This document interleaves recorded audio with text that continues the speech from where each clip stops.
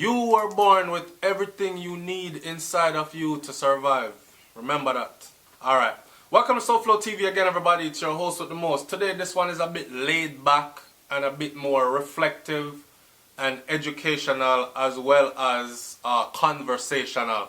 So that means that we're come to have a conversation today. So fill up the comment section with your experiences as far as this topic goes. What I'm going to talk about today is, may I beat the topic here a little bit more, right? This topic is about mental illness, more so within the black community, but specifically in Jamaica, because Jamaica my thing zero in pan. The thing about this thing is though, when I do topics like these, may have people who come on SouFLoTV from Jamaica, and it further shows our mental illnesses. May have people that come on SouFLoTV and them say stuff like, hey boy, you can't come back to Jamaica, you know.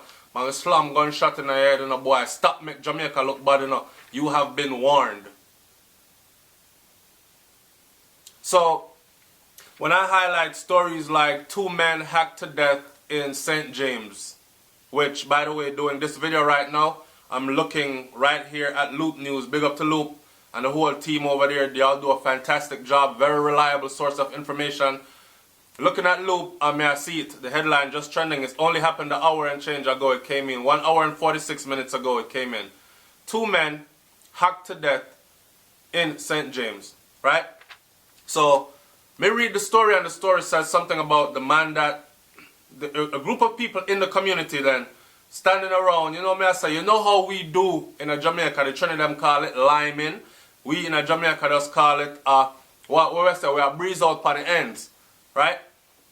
Could you imagine you sitting there with your brethren and your neighbor them? You know we're doing a Jamaica, man, we go turn up out a gate and we chat like a bit, or we go around a back if a backyard and fence meet fence and we did there, and you know we trade conversation and thing, and beg you to them orange there for a tree, you know, and so tell me what I go on with so and so and have those kind of conversations. Regular, by the way, if you live in America or many of these foreign countries, you don't have that. That's one of the things that us Jamaicans miss so much. Because your neighbors can live right next door to you for many years and you might not even get a hi. But I couldn't talk about that. Let's talk more about, well, you're going to get a hi if they want something from you. But let's talk more about this topic we come to talk about today. Mental illness in Jamaica, specifically in the black community worldwide, but more so in Jamaica, right? So, people sending these types of threats. Like, I'm not the one that's making these things happen in Jamaica. That's the first thing that any intelligent mind would understand, right? I am not the one that's making, and you sending threats to me for highlighting the things that are going on because I use these things to draw a parallel to what the hell it is I am saying to you. Don't fault me for that. Look into yourself and figure out why this continues to happen. Remember when I did the video with Brains and the Beat and we had talked about mental illness in Jamaica, called the man that he run down a couple people. Them said the first one him run after was a young youth, and the youth looked like he's a track star called the youth young and frisky and take off and him never get fit. And next one, a lady, she not too old, she chuck over one wall and he missed her. Him run down a girl now, it's like the girl never expect it or never think him did serious or couldn't run fast enough, chop her up. I saw the video where he was standing in the road with the machete over the girl body, and him there have conversation with people with him bloody machete like, yeah man, and dog saw an area and police are passed like them afraid for corral the man, right? So the mental illness thing in our community, why does it continue to happen? And one of the biggest things I place the blame on is religion. Yeah, a lot of people are gonna say, SouFLoTV, I want atheists, you know, him not believe in a God, you know, and all these other things. So let's break this down in a couple of topics. 1, does religion help or hurt when it comes to mental illness in the black community? Here's my answer to that. Remember, this is my personal opinion. You can't flog me for my personal opinion. As long as you're not disrespectful in delivering your personal opinion here on SouFLoTV, it is more than welcome. This is how we dialogue, okay? I don't expect everybody to say the same things I am saying. The question is religion helping or hurting? Alright, let me tell you something. I find religion to be very oppressive. There is some good in it, but it's oppressive.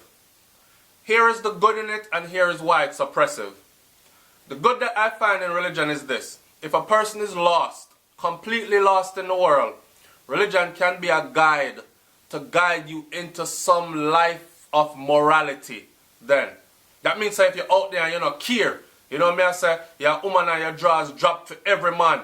You're a man and you want to jump on every woman, and you live loose and you full up your body with alcohol and drugs and you consume all these things and you're living dirty with no conscious mind frame, mindset, no conscious behavior. You just a go so.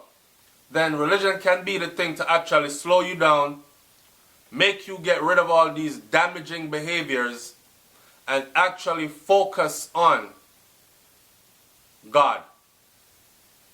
So in that sense, yeah, religion is good. But religion is oppressive in the sense that it forces people to look outside of themselves for help. I'm going to say it again. It is damaging in the sense that it forces people to look outside of themselves for help. And I'm going to explain that look outside of yourself for help thing in a minute. Stick up in and let's get into this other question first. Do I, SouFLoTV, believe in God? Yes, I believe in a God. But here is my thing about that believing in God thing, right? God to me is not the God that there is to you, for instance. And I don't believe that any man should tell another man who God is. You have to go find God for yourself, right? Which brings us in a circle right back to this religion thing. Now, me saying that religion is oppressive in the sense that it forces one to look outside of themselves and to depend upon it forces you to depend on all outside sources. Think about it. Especially say Christianity then. You're forced to like pray to some God that's in the sky somewhere or is unseen and floats around all the time. And is supposed to be there when you need him, but yet still me never see a people so destitute, but yet still believe that there is hope and rescue coming, which never comes their whole lifetime. So then they hope that, okay, I am meant to suffer in this lifetime because my glory is in heaven, or my glory is after this lifetime. If God loved you so much, why would he give you this lifetime of suffering? I don't get that. I don't get that. So religion is oppressive in the sense that it forces you to look outside of yourself.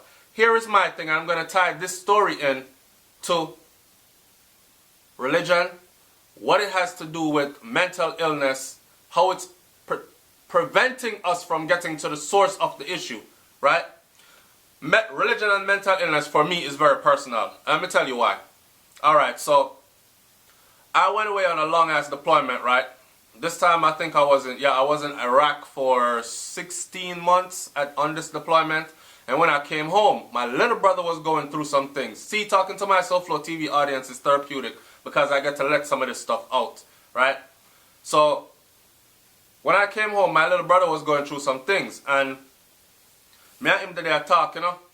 And he totally changed, and I saw all the signs there because in the Army, in the U.S. Army, they actually teach you to recognize all the signs of suicidal tendencies and clinical depression. I saw all the signs in my little brother, but because I was back home now, as a matter of fact, I actually saved a soldier while overseas and deployed from committing suicide because I was the one that caught him when he was about to do it, right? And I followed him for a couple of days because he showed those signs and caught him at the last moment. Came home and couldn't catch my brother at the last moment, even though I saw all the signs there. What I was doing with my little brother, as far as my little brother is concerned, is I was actually doing what I was taught to do. Because here I was, back at my mom's house. I was on vacation, so I was staying at my mom's house. And my brother was there. And my brother going through his thing, and I hear my mom saying, Mom said, pray about it, man. And I heard my brother say, Mommy, may I pray? You just don't know how hard may I pray. And she said to him, you're not praying hard enough. You see, that's religion. Now, what that did in that case for us, for me, for my mother, is it forced us outside to look for help outside of ourselves. Help that never came. Help that was within us that could have saved my brother. And guess what? Not too far down the street was a place where we could have took him. And we didn't know that until after he passed. Right? So, mental illness and religion force you to look outside of yourself. In Jamaica, we have so many stereotypes surrounding the mental illness issue. Somebody put obi upon him. Dopey upon him.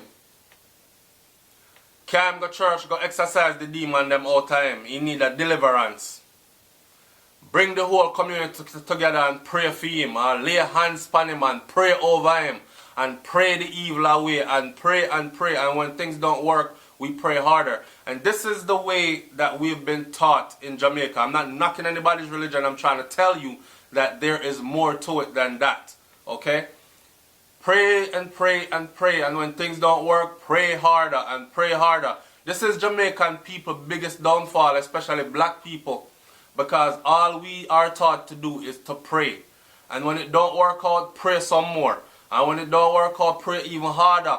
And when that don't work out, it's not working out because you weren't praying hard enough. So you need to pray even a little bit more harder now. That kind of oppressive, that brings about, that alone in itself could bring about psychosis. Because you are pray and I pray and I pray and it not go nowhere. When in truth and in fact, you know within yourself that you see the way. You see the way to make it happen. But you cannot bring yourself there.